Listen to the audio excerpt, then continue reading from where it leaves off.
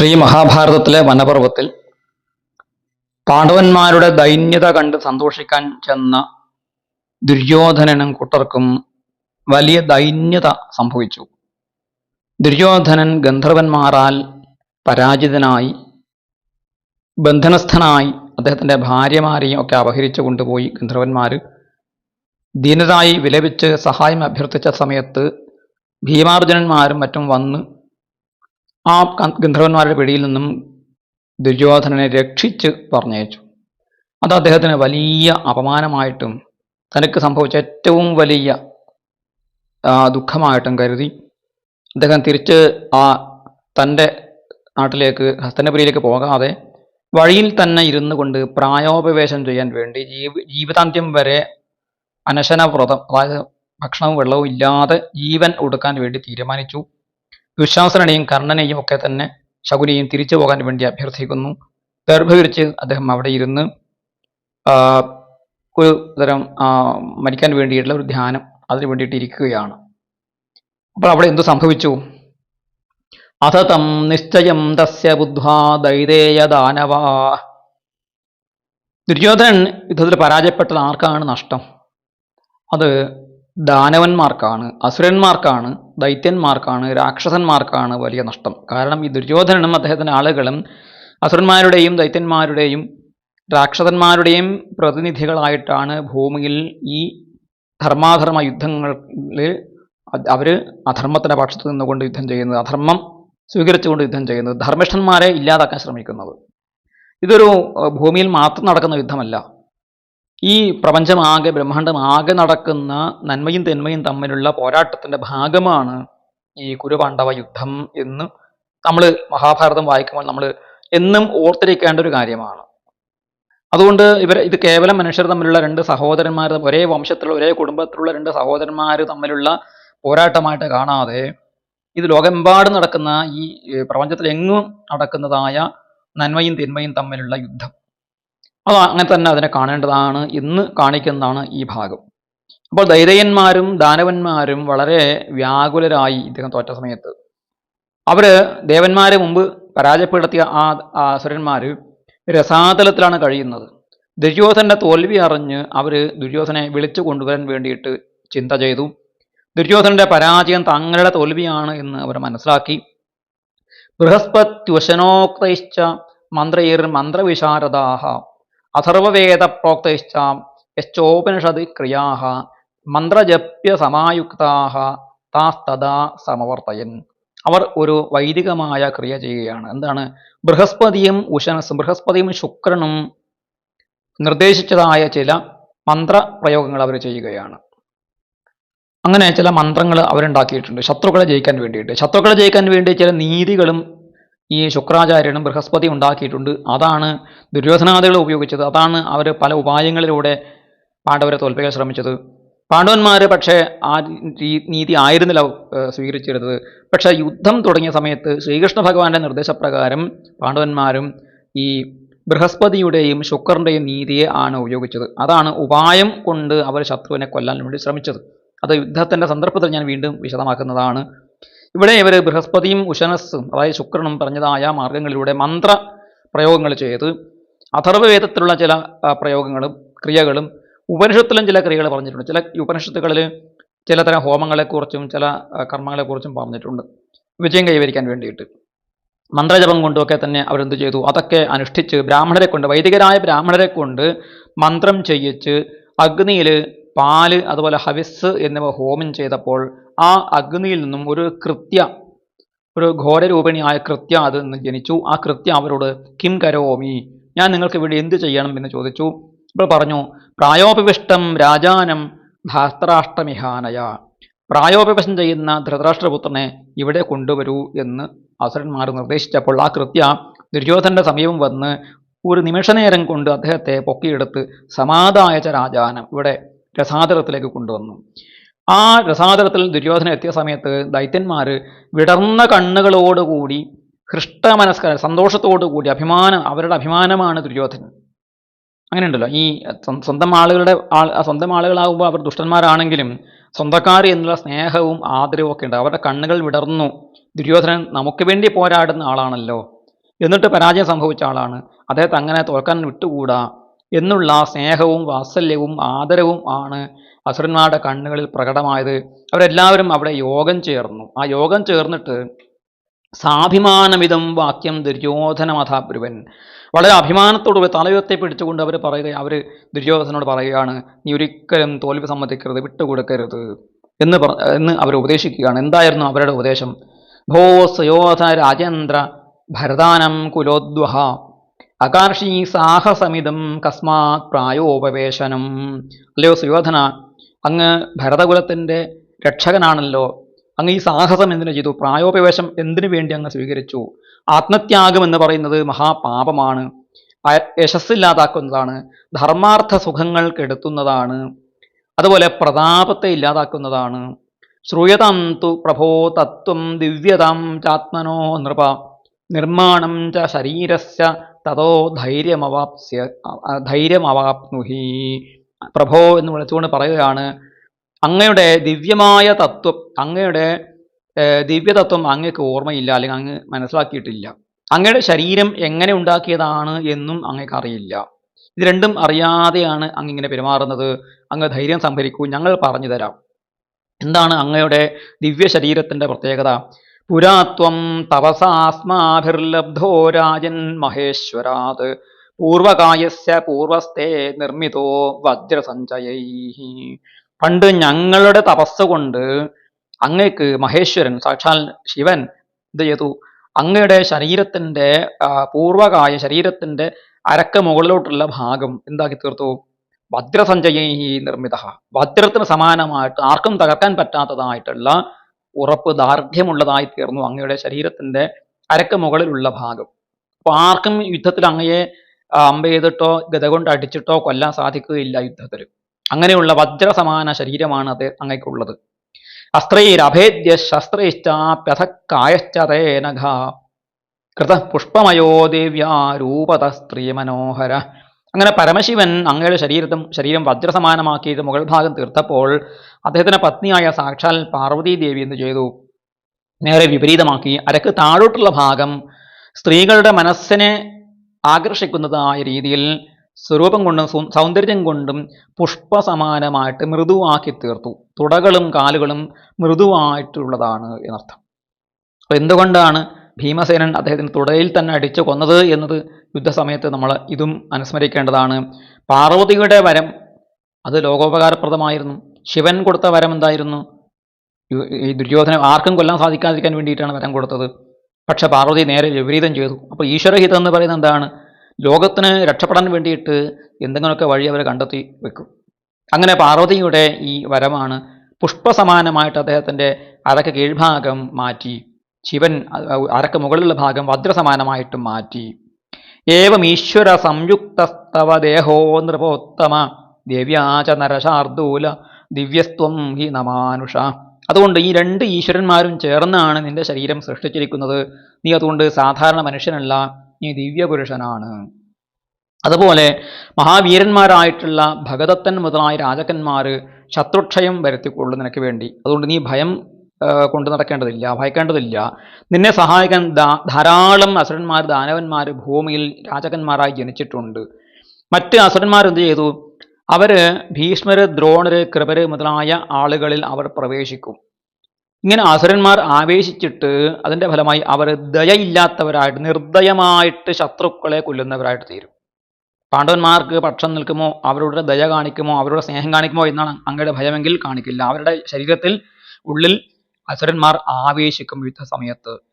നൈവപുത്രൻ നച ഭ്രാതൃൻ നരിപൂൻ നച ബാന്ധവാൻ നൈവ ശിഷ്യാൻ നജ്ഞാതിൻ ബാലാൻ സ്ഥവിരാൻ നച. ആ ദയ നഷ്ടപ്പെട്ടവരായിട്ട് ഭീഷ്മദ്രോണ കൃപാദികള് സ്വന്തം മക്കളെന്നോ സഹോദരന്മാരെന്നോ ശത്രുവെന്നോ ബന്ധുക്കളെന്നോ ജ്ഞാതികളെന്നോ കുട്ടികളെന്നോ വൃദ്ധന്മാരെന്നോ നോക്കാതെ ശത്രുക്കളെ ക്രൂരമായിട്ട് വകവരുത്തിക്കൊള്ളും. അഭിമന്യുവിനെയൊക്കെ വധിച്ചത് അങ്ങനെയാണ്. അതുപോലെ നിരവധി ആളുകൾ അവർ നിഷ്ഠുരമായിട്ട് കൊന്നുകളഞ്ഞത്. ബ്രഹ്മാസ്ത്രം കൊണ്ടും മറ്റും അസ്ത്രജ്ഞാനം ഇല്ലാത്ത ആളുകളൊക്കെ ദ്രോണർ നൂറായിരക്കണക്കിന് ആളുകളെ കൊന്നിട്ടുണ്ട് കുരുക്ഷേത്ര യുദ്ധത്തിൽ.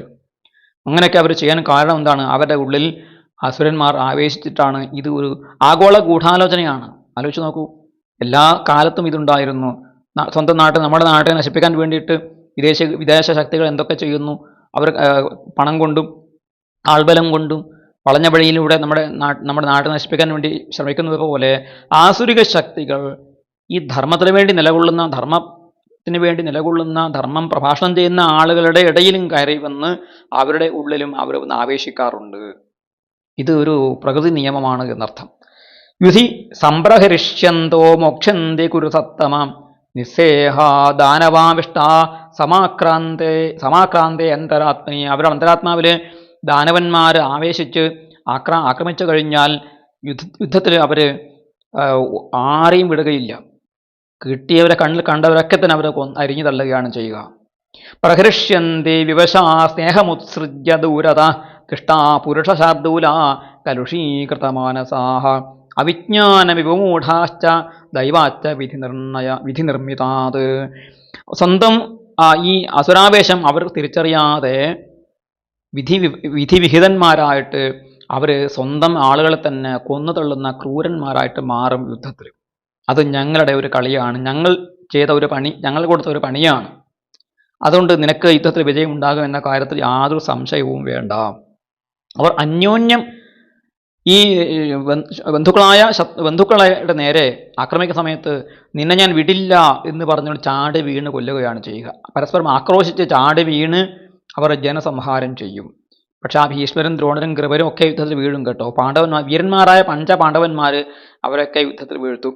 അതുകൊണ്ട് യുദ്ധം ജയിച്ചു കഴിഞ്ഞാൽ നിനക്ക് ഈ ഭീഷ്മ ദ്രോണാദികളുടെ ശല്യം പിന്നെ ഉണ്ടാവില്ല. അവരുടെ നിയന്ത്രണം ഇപ്പോഴുണ്ടല്ലോ, ആ നിയന്ത്രണവും ഇല്ലാതെ നിനക്ക് സുഖമായി രാജ്യം ഭരിക്കാം എന്നാണ് ഇവിടെ വിവക്ഷ.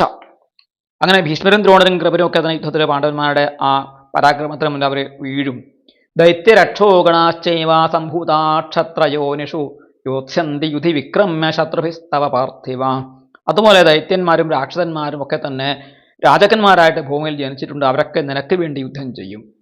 യച്ഛതേന്തർഗതം വീര ഭയമർജുന സംഭവം തത്രാവി വിഹിതോസ്മാഭിർവധോപായോർജുനസ്യ വൈ.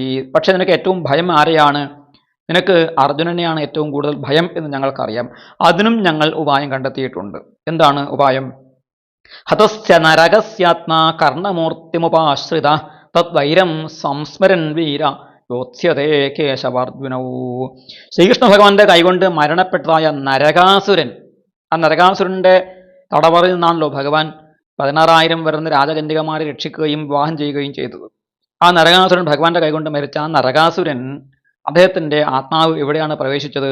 കർണന്റെ ശരീരത്തെ പ്രവേശിച്ചു കഴിഞ്ഞു, മറ്റുള്ളവരുടെ പ്രവേശിച്ചിട്ടില്ല. ഇപ്പോൾ തന്നെ കർണന്റെ ഉള്ളിൽ ഈ നരകാസുരൻ ആവേശിച്ചു കഴിഞ്ഞിട്ടുണ്ട്. നരകാസുരൻ ആത്മാവ് പ്രവേശിച്ചു.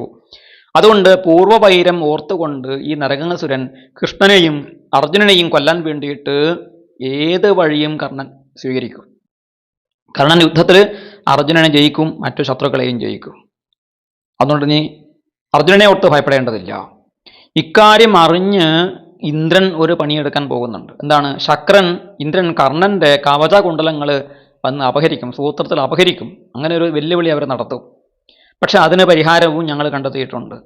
കർണൻ തൻ്റെ കവചവും കുണ്ടലങ്ങളും ഒക്കെ തന്നെ നഷ്ടപ്പെടുത്തി കഴിഞ്ഞാൽ പോലും 100,000 വരുന്ന അസുരന്മാർ സംശപ്തകന്മാർ എന്ന് പറയുന്ന ഒരു വിഭാഗം രാജവംശമായിട്ട് ഭൂമിയിൽ അവതരിച്ചിട്ടുണ്ട്.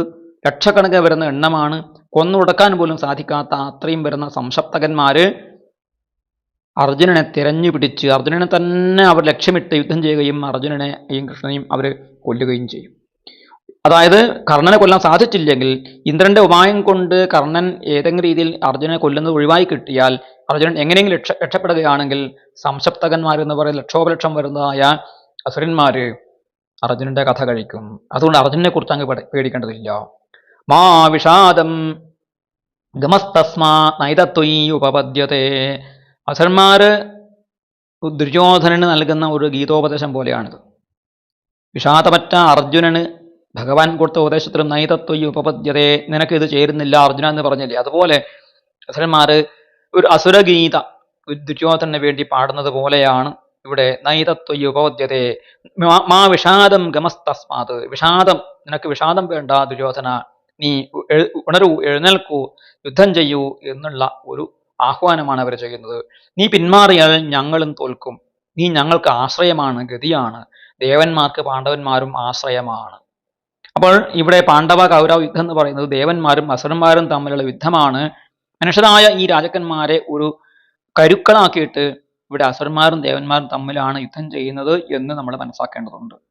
സമാശ്വാസ ച ദുർധർഷം പുത്രവത് ദാനവർഷഭാഹ. വൈശമ്പായനൻ തുടർന്ന് പറയുന്നു, ആ അസുരന്മാര് ദുര്യോധനനെ മകൻ എന്നതുപോലെ സ്നേഹത്തോടെ ആലിംഗനം ചെയ്തു എന്നാണ്. എന്നിട്ട് അവന്റെ ബുദ്ധി സ്ഥിരമാക്കി ആശീർവദിച്ച് അവനെ പറഞ്ഞയച്ചു. അതേ ആദ്യം കൊണ്ടുവന്ന കൃത്യ തന്നെ ദുര്യോധന യഥാസ്ഥാനത്ത് കൊണ്ടുചെന്നാക്കുകയും ചെയ്തു. പാണ്ഡവന്മാരെ ജയിക്കും എന്നുള്ള ആത്മവിശ്വാസം ദുര്യോധനന് അങ്ങനെ ഉണ്ടായി. പ്രായോപവേശം നിർത്താൻ അദ്ദേഹത്തിന് അങ്ങനെ പ്രേരണയുണ്ടായി. വൈശമ്പായനൻ തുടർന്ന് പറയുകയാണ്, കർണം സംശപ്തകാം ചൈവ പാർത്ഥസ്യ ആമിത്രഘാതിന അമന്യതവധേയുക്താൻ സമർത്ഥാശ്ച സുയോധന. സുയോധനന് മനസ്സിലായി കർണൻ അർജുനനെ കൊന്നോളും. അർജുനെ കൊല്ലാൻ കർണൻ സാധിച്ചില്ലെങ്കിൽ സംശപ്തകന്മാർ അതിന് ശക്തന്മാരാണ് എന്നുള്ള വിശ്വാസം ദുര്യോധനന് ഉണ്ടായി. ഏവം ആശാദൃഢാ തസ്യ ധാർത്തരാഷ്ട്രസ്യ ദുർമതേ വിനിർജയേ പാണ്ഡവാനാം അഭവത് ഭരതർഷഭ. അങ്ങനെ പാണ്ഡവന്മാരെ ജയിക്കാം എന്നുള്ള ആത്മവിശ്വാസവും ധൈര്യവും ദുര്യോധന വീണ്ടും കൈവന്നു. കർണോപ്യാവിഷ്ടചിത്താത്മാ നരകസ്യാന്തരാത്മന. ആ കാര്യം വീണ്ടും പറയുകയാണ്. കർണൻ നരകാസുരനാൽ ആവിഷ്ടചിത്തനായിട്ട് അർജുനസ്യ വധേ ക്രൂരാം കരോതി സ്മ തഥാ മതിം. അർജുനനെ കൊല്ലാൻ വേണ്ടിയിട്ട് എല്ലാ ക്രൂരമായ മാർഗങ്ങളും പ്രയോഗിക്കും. പല ചതിയും ചെയ്തു കർണൻ അർജുനനെ കൊല്ലാൻ വേണ്ടിയിട്ട്. കണ്ണിന് അമ്പയുക, നാഗാസ്ത്രത്തെ ചെയ്യുന്ന സമയത്ത് കണ്ണിന് ലക്ഷ്യമാക്കിയിട്ട് ചെയ്തതൊക്കെ തന്നെ ഈ ക്രൂരമായ ബുദ്ധിയാണ്. അർജുനന് കർണനെ കൊല്ലാൻ കിട്ടിയ പല അവസരങ്ങളും അദ്ദേഹം അത് നേരായ വഴിയല്ല എന്ന് കരുതിയിട്ട് ഉപേക്ഷിക്കുകയുണ്ടായി. പക്ഷെ തിരിച്ച് കർണൻ ചെയ്തത് നേരെ തിരിച്ചായിരുന്നു എന്ന് നമുക്ക് യുദ്ധസമയത്ത് കാണാൻ സാധിക്കും. സംശപ്തകാശ്ചതേ വീര രാക്ഷസാവിഷ്ടചേതസ രജസ്തമോഭ്യാമാക്രാന്ത ഫാൽഗുനസ്യ വധേഷിണ. അങ്ങനെ സംശപ്തകന്മാരും രാക്ഷസ ചേതസ്സുകളായി തീർന്നിട്ട് അവരും രജോ ഗുണവും തമോ ഗുണവും വർദ്ധിച്ചവരായിട്ട് അർജുനനെ ലക്ഷ്യം വെച്ചോ കൊല്ലാൻ വേണ്ടിയിട്ട് ശ്രമിക്കുന്നവരായി തീരും. ഭീഷ്മദ്രോണ കൃപാദ്യാശ്ച ദാനവാക്രാന്ത ചേതസ ന തഥാ പാണ്ഡുപുത്രാണം സ്നേഹവന്തോ വിശാംപതേ. ഭീഷ്മരും ദ്രോണരും കൃപരും അസുരന്മാരെ ആവേശിച്ചതിന്റെ ഫലമായിട്ട് അവർക്ക് പാണ്ഡവന്മാരോടുള്ള സ്നേഹം ഒരിക്കലും അവർക്ക് യുദ്ധത്തിൽ പ്രകടിപ്പിക്കാൻ സാധിക്കുകയില്ല. അവരും ക്രൂരകർത്താക്കളായിട്ട് മാറും എന്ന് വൈശമ്പായനൻ ഇതിന്റെ ചുവട് പിടിച്ചുകൊണ്ട് വീണ്ടും അവിടെ ഉറപ്പിച്ച് പറയുന്നു. ദുര്യോധനൻ അങ്ങനെ പ്രായോപവേശം നിർത്തി ഹസ്തിനാപുരിയിലേക്ക് മടങ്ങി. കർണൻ അദ്ദേഹത്തെ വീണ്ടും വീണ്ടും ആശ്വസിപ്പിച്ചുകൊണ്ട് പറഞ്ഞു, തൻ്റെ വില്ല് തൊട്ട് സത്യം ചെയ്യുകയാണ്. ഞാൻ എൻ്റെ വില്ലിനെ സാക്ഷിയാക്കി സത്യം ചെയ്യുന്നു ദുര്യോധന, യുദ്ധത്തിൽ ഞാൻ അർജുനനെ വധിക്കും എന്ന് പ്രതിജ്ഞയും എടുത്തു. അങ്ങനെ ദുര്യോധനൻ പൂർവാധികം ആത്മവിശ്വാസത്തോടെ പഴയ ആ ദൈന്യതയൊക്കെ മാറി അപമാനത്തെയൊക്കെ തന്നെ മറന്നിട്ട് വീണ്ടും അദ്ദേഹം പാണ്ഡവന്മാരെ ജയിക്കാൻ സാധിക്കുമെന്ന വിശ്വാസം നേടിയെടുത്തു. അപ്പോൾ ഇവിടെ നമ്മൾ മനസ്സിലാക്കേണ്ടത് മഹാഭാരതം കേവലം മനുഷ്യരുടെ കഥ മാത്രമല്ല, അത് ഈ പ്രപഞ്ചമെമ്പാടും നടക്കുന്നതായ നന്മയും തിന്മയും തമ്മിലുള്ള യുദ്ധമാണ്. അതിൽ കൗരവന്മാർ പ്രതിനിധാനം ചെയ്യുന്നത് അധർമ്മത്തെയാണ്, ദുഷ്ടതയെയാണ്, ക്രൂരതയെയാണ്, രാക്ഷസീയതയാണ്, ആസുരികതയാണ്. അതിനെതിരായിട്ടാണ് പാണ്ഡവന്മാരുടെ യുദ്ധം. അതിലവർ ഉപായങ്ങൾ പ്രയോഗിച്ചിട്ടുണ്ടാകാം, പലതരത്തിലുള്ള യുദ്ധനീതി അവർ പ്രയോഗിച്ചിട്ടുണ്ടാകാം. പക്ഷേ അവർ ധർമ്മത്തിൻ്റെ ആത്യന്തിക വിജയത്തിന് വേണ്ടിയിട്ടാണ് യുദ്ധം ചെയ്തത് എന്ന കാര്യം നമ്മൾ ഒരിക്കലും മറക്കാൻ പാടില്ല എന്നുകൂടി ഒരിക്കൽ കൂടി ഓർമ്മിപ്പിക്കുകയാണ്.